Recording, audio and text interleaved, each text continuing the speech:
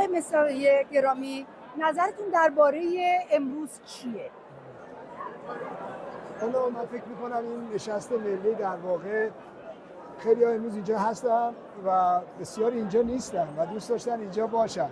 در هر صورت این یه پیامی به هم به جامعه بین‌المللی و هم به مردم ایران که در واقع ما آلترناتیو خودمون رو پیدا کردیم و عملاً هراسی که در جامعه بین‌المللی هم هست که بعد از سقوط رژیم مبادا ایران دچار هرج و مرج بشه، در واقع یه همچین نشستی یه پاسخی به اونم هست که نه اینگونه نیست.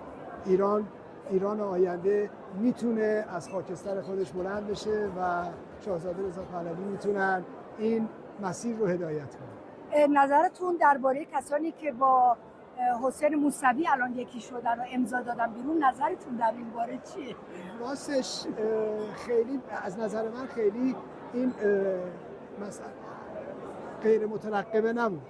ببینید همه اون کسانی که همچنان